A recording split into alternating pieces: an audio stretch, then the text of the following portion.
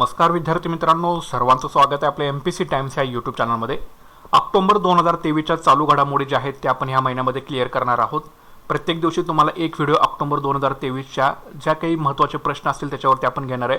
प्रत्येक व्हिडिओमध्ये तुम्हाला 10 प्रश्न असतील आणि त्याचं विश्लेषण जे आहे हे आपण प्रश्न उत्तराच्या माध्यमातून क्लिअर करणार आहे। कुठलाही मार्क्स आपल्याला चालू घडामोडीचा जो आहे हा आपली पूर्व परीक्षा असू दे किंवा मुख्य परीक्षा असू दे तो काढून देण्यामध्ये निश्चितच सहाय्य करत असतो। त्याच्यामुळे आपले जे व्हिडिओ अपलोड होणार आहेत डेली हे तुम्ही डेलीच्या डेली बघत चला। चॅनलवरती नवीन असाल तर नक्की चॅनलला सबस्क्राइब करून घ्या, व्हिडिओला लाईक करा आणि नक्की शेअर करा। तर आता सुरुवात करूया।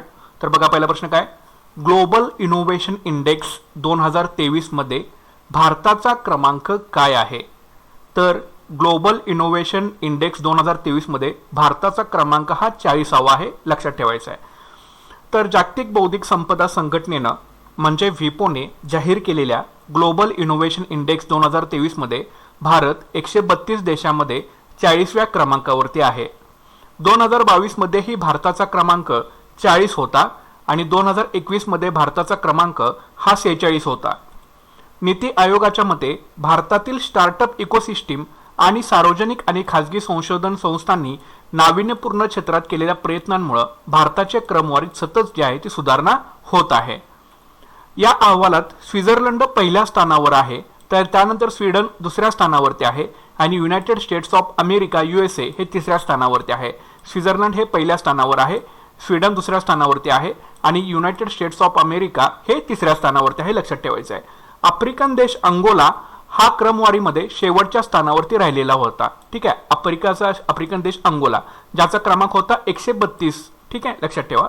नंतर ग्लोबल इनोव्हेशन इंडेक्स GII, तर ग्लोबल इनोव्हेशन इंडेक्स ही देशांची क्षमता आणि नवोपक्रमातील यशाच्या आधारे तयार केलेला वार्षिक निर्देशांक आहे। पहिला अहवाल 2007 साली हा जाहीर झालेला होता। पहिला अहवाल 2007 साली जाहीर झालेला होता आणि जारीकर्ता होता जागतिक बौद्धिक संपदा संघटना म्हणजे विपो। ग्लोबल इनोव्हेशन इंडेक्सने देशांना क्रमवारी लावण्यासाठी खालील निर्देशकांचा वापर केला आहे: संस्था, मानवी भांडवल आणि संशोधन, पायाभूत सुविधा, मार्केट सोफिस्टिकेशन, व्यवसाय परिष्कार, ज्ञान आणि तंत्रज्ञान आउटपुट आणि आउटपुट निर्माण क्षमता। तर या निर्देशकांचा वापर करून देशांची क्रमवारी जी आहे ही ग्लोबल इनोव्हेशन इंडेक्सनं ठरवलेली आहे। संस्था, मानवी भांडवल आणि संशोधन, पायाभूत सुविधा, मार्केट सोफिस्टिकेशन, व्यवसाय परिष्कार, ज्ञान आणि तंत्रज्ञान आउटपुट आणि आउटपुट निर्माण क्षमता। त्याच्यानंतर जागतिक बौद्धिक संपदा संघटना म्हणजे विपो, याचा लॉंग फॉर्म बघा, वर्ल्ड इंटेलेक्चुअल प्रॉपर्टी ऑर्गनायझेशन म्हणजे विपो।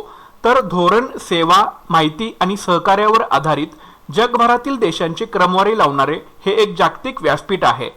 याची स्थापना 14 जुलै 1967 रोजी करण्यात आलेली होती। याचे मुख्यालय जिनिव्हा स्वित्झर्लंड या ठिकाणी आहे, ठीक आहे। तर या गोष्टी लक्षात ठेवा जागतिक बौद्धिक संपदा संघटनेच्या बाबतीमध्ये। नंतर याचे एकूण सदस्य आहेत 193, ठीक आहे। तर हे विपो काय आहे, तर धोरण, सेवा, माहिती आणि सहकार्यावर आधारित जगभरातील देशांची क्रमवारी लावणारे एक जागतिक व्यासपीठ आहे। याची स्थापना 14 जुलै 1967 रोजी झालेली होती। याचं मुख्यालय जिनिव्हा स्वित्झर्लंड या ठिकाणी आहे आणि याचे एकूण सदस्य देश आहेत 193, ठीक आहे। नंतर पुढील प्रश्न बघा, जगप्रसिद्ध पितृपक्ष मेळा कोणत्या राज्यात आयोजित केला जातो? तर याचं उत्तर आहे जगप्रसिद्ध पितृ मेळा हा बिहार राज्यात आयोजित केला जातो।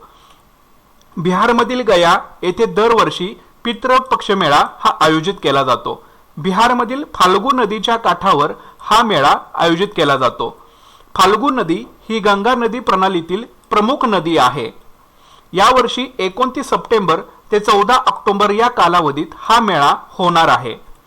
पितृपक्षाच्या मेळा दरम्यान देश विदेशातील लाखो यात्रेकरू त्यांच्या पूर्वजांच्या आत्म्याच्या शांतीसाठी आणि मोक्षासाठी येथे पिंडदान करतात। गयाला मोक्षभूमी म्हणतात। गयामध्ये पिंडदान केल्याने पितरांना स्वर्ग प्राप्ती होते असं म्हटलं जातं। बिहारचे इतर मेळे बघा, सोनपूरचा प्राणी मेळा, मलामास जत्रा, सहोदरा जत्रा किंवा थारू जत्रा, वैशाली मेळा आणि सीतामढी जत्रा। तर हे प्रमुख काही मेळे आहेत जे बिहारमध्ये साजरे केले जातात: सोनपूर, मलामास, सहोदरा, वैशाली आणि सीतामढी। पुढील प्रश्न बघा, नेमबाजीपटू पलक गुलिया हिने आशियाई खेळ 2023 मध्ये कोणते पदक जिंकले? तर याचं उत्तर आहे नेमबाजीपटू पलक गुलिया हिने आशियाई खेळ 2023 मध्ये सुवर्ण पदक जे आहे हे जिंकलेलं आहे।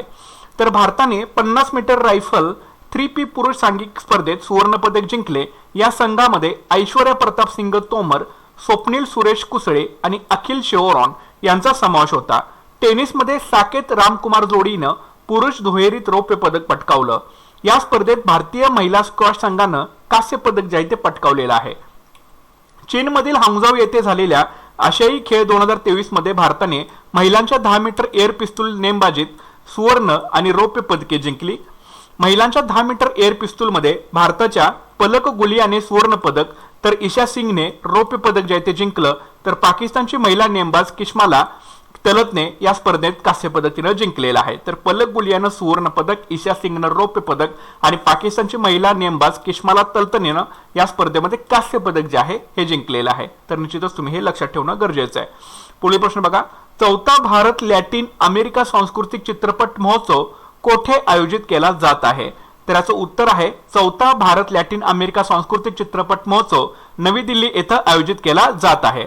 तर भारत लॅटिन अमेरिका सांस्कृतिक चित्रपट महोत्सवाच्या 4थ्या आवृत्तीला नवी दिल्लीमध्ये सुरुवात झाली. Indian council for cultural relations तर्फे याचे आयोजन जे आहे हे करण्यात आलेलं होतं, लक्षात ठेवा. त्याच्यानंतर 2 दिवसीय महोत्सवामध्ये कोलंबिया, इक्वेडोर, चिली या 3 देशातील 34 कलाकार याच्यामध्ये सहभागी झालेले होते. या सांस्कृतिक चित्रपट महोत्सवाचा मुख्य उद्देश संस्कृती आणि कलेचा प्रसार करणे आहे. काय आहे? संस्कृती आणि कलेचा प्रसार करणं. तर निश्चितच लक्षात ठेवा ही एकूण 4थी आवृत्ती आहे भारत लॅटिन अमेरिका सांस्कृतिक चित्रपट महोत्सवाची. याचं आयोजन Indian council for cultural relations तर्फे करण्यात आलं होतं. या 2 दिवसीय महोत्सवामध्ये कोलंबिया, इक्वेडोर आणि चिली या 3 देशातील एकूण 34 कलाकार सहभागी झाले होते. या सांस्कृतिक चित्रपट महोत्सवाचा मुख्य उद्देश संस्कृती आणि कलेचा प्रसार करणे आहे. पुढचा प्रश्न, नुकतेच 2021-22 राष्ट्रीय सेवा योजना पुरस्कार कोणी दिले? काय प्रश्न आहे बघा, नुकतेच 2021-22 राष्ट्रीय सेवा योजना पुरस्कार कोणी दिले? तर याचं उत्तर आहे नुकतेच 2021-22 राष्ट्रीय सेवा योजना पुरस्कार राष्ट्रपती द्रौपदी मुर्मू यांनी दिले. तर राष्ट्रपती द्रौपदी मुर्मू यांनी राष्ट्रपती भवन येथे राष्ट्रीय सेवा योजना पुरस्कार 2021-22 प्रदान केले. 2021-22 साठी सामाजिक सेवांमध्ये योगदान दिल्याबद्दल एकूण 52 व्यक्तींना राष्ट्रीय योजना पुरस्कारानं सन्मानित करण्यात आलं. राष्ट्रीय सेवा योजना पुरस्कार याची सुरुवात 1969 साली करण्यात आलेली होती. प्रदाता केंद्रीय युवा व्यवहार आणि क्रीडा मंत्रालय यांच्या मार्फत हे पुरस्कार जे ते दिले जातात. राष्ट्रीय सेवा योजना पुरस्कार स्वयंसेवी प्रयत्नांद्वारे विद्यार्थी आणि तरुणांच्या व्यक्तिमत्व विकास आणि चारित्र्य निर्मितीमध्ये योगदान देणं हे या पुरस्काराचं प्राथमिक उद्दिष्ट आहे. ठीक आहे, निश्चितच तुम्ही लक्षात ठेवा. त्याच्यानंतर पुढचा प्रश्न, प्रसिद्ध डॉर्नियर 228 विमान कोणत्या भारतीय संस्थेनं विकसित केलेलं आहे? तर याचं उत्तर आहे प्रसिद्ध डॉर्नियर 228 विमान हे हिंदुस्तान एरोनॉटिक्स लिमिटेड या भारतीय संस्थेनं विकसित केलेलं आहे. तर अलीकडेच भारतीय हवाई दलानं हिंदुस्तान एरोनॉटिक्स लिमिटेडद्वारे निर्मित डॉर्नियर 228 विमानांचा त्यांच्या ताफ्यामध्ये समावेश केला आहे. हवाई दल या विमानाचा वापर वाहतूक आणि वाहतूक वैमानिकांच्या प्रशिक्षणासाठी करणार आहे. संरक्षण मंत्रालयाने मार्च 2023 मध्ये हिंदुस्तान एरोनॉटिक्स लिमिटेड सोबत 6 डॉर्नियर 228 विमाने खरेदी करण्यासाठी 667 कोटी रुपयांचा करार केला होता. 667 कोटी रुपयांचा करार, लक्षात ठेवा. नंतर डॉर्नियर 228 हे 19 आसनी डॉर्नियर 228 विमान हे एक अत्यंत बहुमुखी बहुउद्देशीय हलके वाहतूक विमान आहे. याची उपयुक्तता प्रवासी वाहतूक, कोस्ट गार्ड आणि सागरी पाळ ठेवण्याच्या विविध गरजा पूर्ण करण्यासाठी हे विशेषतः विकसित केलं गेलेलं आहे. 1983 मध्ये हिंदुस्तान एरोनॉटिक्स लिमिटेडनं डॉर्नियर 228 विमानाचा उत्पादन परवाना विकत घेतला आणि उत्तर प्रदेशातील कानपूर येथे आणखी 125 विमानांची निर्मिती केली. 1983 मध्ये हिंदुस्तान एरोनॉटिक्स लिमिटेडने डॉर्नियर 228 विमानाचा उत्पादन परवाना विकत घेतला आणि उत्तर प्रदेशातील कानपूर या ठिकाणी 125 विमानांची त्यांनी निर्मिती केलेली आहे, लक्षात ठेवा. त्याच्यानंतर हिंदुस्तान एरोनॉटिक्स लिमिटेड याचं मुख्यालय बेंगळुरू कर्नाटक या ठिकाणी आहे आणि हिंदुस्तान एरोनॉटिक्स लिमिटेडचे अध्यक्ष आणि व्यवस्थापकीय संचालक सीएमडी आहेत आनंद कृष्णन सीबी. पुढील प्रश्न, अलीकडेच चर्चेत असलेला रूपपूर अणुऊर्जा प्रकल्प कोणत्या देशात आहे? तर याचं उत्तर आहे अलीकडे चर्चेत असलेला रूपपूर अणुऊर्जा प्रकल्प बांगलादेशामध्ये आहे. तर अलीकडेच बांगलादेशातील रूपपूर अणुऊर्जा प्रकल्पासाठी रशियाकडून युरेनियमचा पुरवठा सुरू करण्यात आला. बांगलादेशमध्ये 2.4 गीगावॅट रूपपूर अणुऊर्जा प्रकल्प विकसित केला जात आहे. ठीक आहे, 2.4 गीगावॅट रूपपूर अणुऊर्जा प्रकल्प विकसित जो आहे तो केला जात आहे. बांगलादेशातील पबना जिल्ह्यात पद्मा नदीच्या काठावरती हा अणुऊर्जा प्रकल्प उभारला जात आहे. बांगलादेशातील पबना जिल्ह्यामध्ये पद्मा नदीच्या काठावर हा अणुऊर्जा प्रकल्प उभारला जात आहे. हा बांगलादेशातील पहिला अणुऊर्जा प्रकल्प असेल आणि 2 युनिटपैकी पहिले 2024 मध्ये कार्यान्वित होण्याची अपेक्षा आहे. मार्च 2018 मध्ये रूपपूर अणुऊर्जा प्रकल्पाच्या अंमलबजावणीसाठी रशिया, बांगलादेश आणि भारत यांच्यात मॉस्को रशियामध्ये त्रिपक्षीय सामंजस्य करारावरती स्वाक्षरी करण्यात आलेली होती. मार्च 2018 मध्ये रूपपूर अणुऊर्जा प्रकल्प रशियन रोसाटम स्टेट अणुऊर्जा कॉर्पोरेशनद्वारे बांधला जात आहे. रूपपूर अणुऊर्जा प्रकल्प रशियन रोसाटम स्टेट अणुऊर्जा कॉर्पोरेशनद्वारे बांधला जात आहे. तर बांगलादेशाची राजधानी आहे ढाका, चलन आहे टाका, अध्यक्ष आहेत मोहम्मद शहाबुद्दीन आणि बांगलादेशच्या पंतप्रधान आहेत शेख हसीना. लक्षात ठेवा. पुढील प्रश्न, देशातील पहिले कार्टोग्राफिक संग्रहालय कोणत्या राज्यात बांधले गेले आहे? तर याचं उत्तर आहे, देशातील जे पहिले कार्टोग्राफिक जे संग्रहालय आहे ते लक्षात ठेवायचं आहे, हे कुठं उत्तराखंड राज्यामध्ये जे आहे हे बांधलं गेलेलं आहे. कोणत्या राज्यामध्ये? उत्तराखंड या राज्यामध्ये हे देशातील पहिले कार्टोग्राफिक संग्रहालय जे आहे ते बांधण्यात आलेलं आहे. तर उत्तराखंड राज्यातील मसुरी येथे असलेल्या जॉर्ज एव्हरेस्ट हाऊसमध्ये देशातील पहिले कार्टोग्राफिक संग्रहालय तयार करण्यात आलेलं आहे. या संग्रहालयात जॉर्ज एव्हरेस्ट व त्यांच्या सहकाऱ्यांनी लावलेले वेगवेगळे शोध आणि एव्हरेस्टची मोजलेली उंची दाखवण्यात आलेली आहे. उत्तराखंडचे पर्यटन मंत्री सतपाल महाराज यांनी 23.52 कोटी रुपये खर्चून बांधलेल्या देशातील पहिल्या कार्टोग्राफी संग्रहालयाचे उद्घाटन केले. कोणी? सतपाल महाराज, जे उत्तराखंडचे पर्यटन मंत्री आहेत. खर्च कितीला आहे? 23.52 कोटी रुपये. आणि हे संग्रहालय महान गणिततज्ञ राधानाथ सिकंदर आणि पंडित नैनसिंग रावत यांना समर्पित केलं.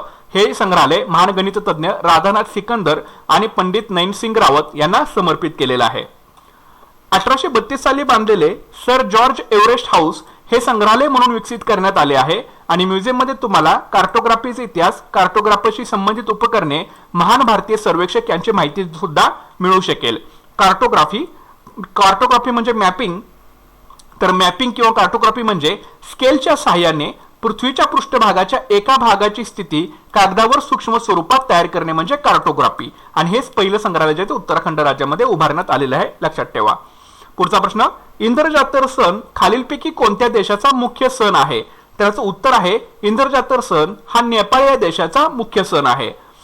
नेपाळमध्ये इंद्रजातर हा सण पावसाळ्याच्या शेवटी साजरा केला जातो. मान्यतेनुसार पावसाचा देव इंद्र एकदा तिच्या आईचे नाईट क्वीन फ्लॉवर म्हणजे नाईट जॅस्मिन गोळा करण्यासाठी मानव म्हणून पृथ्वीवर आले होते, पण लोकांनी त्यांना पकडलं आणि त्यांच्या सुटकेच्या बदल्यामध्ये पाऊस थांबला. त्यामुळे दरवर्षी इंद्रजातर उत्सव जो आहे हा नेपाळमध्ये साजरा केला जातो. उत्सवादरम्यान स्थानिक देवतांच्या रथयात्रेविषयी देवता आणि राक्षस मुखवटा नृत्याद्वारे चित्रित केले जातात. तर नेपाळची राजधानी आहे काठमांडू, अध्यक्ष आहेत रामचंद्र पौडेल आणि पंतप्रधान आहेत पुष्पकमल दहल प्रचंड. हे नेपाळचे पंतप्रधान आहेत. लक्षात ठेवा. आणि शेवटचा प्रश्न, भारतीय भाषा महोत्सव कोणत्या राज्यात आयोजित केला जातो? तर याचं उत्तर आहे, भारतीय भाषा महोत्सव उत्तर प्रदेश या राज्यामध्ये आयोजित केला जातो. भारतीय भाषांचा गौरव करण्यासाठी 75 दिवसीय भारतीय भाषा महोत्सव लखनौ उत्तर प्रदेश येथे आयोजित करण्यात आला आहे. भारतीय भाषा महोत्सव 11 डिसेंबर पर्यंत चालेल आणि 11 डिसेंबर रोजी प्रसिद्ध तमिळ कवी सुब्रमण्यम भारती यांच्या जन्मदिनी त्याचा समारोप होईल. भारतीय भाषा महोत्सवाचं आयोजन शिक्षण मंत्रालयाकडून करण्यात येत आहे. भारतीय भाषा महोत्सवाचा उद्देश भारतीय भाषांच्या संवर्धन आणि विकासासाठी अनुकूल वातावरण निर्माण करणे आहे. आणि भारतीय भाषा महोत्सवादरम्यान शिक्षण मंत्रालय 30 सप्टेंबर आणि ते 1 ऑक्टोबर रोजी भारतीय भाषा तंत्रज्ञान परिषद देखील आयोजित करणार आहे. तर निश्चितच तुम्ही हा सुद्धा प्रश्न लक्षात ठेवून घ्या. तर अशा प्रकारचे 10 प्रश्न आहेत. सारखा व्हिडिओ तुम्ही रिवाइज करून ऐका, तुमची डायरेक्टली उजळणी जी असेल ती होऊन जाईल. तर नक्कीच तुम्ही व्हिडिओला लाईक करा, शेअर करा आणि ज्यांनी अजून चॅनल सबस्क्राईब केलं असेल त्याने नक्कीच चॅनल आपलं सबस्क्राईब करून घ्या. भेटूयात पुढच्या व्हिडिओ सेशनमध्ये. Thanks for watching guys and all the best.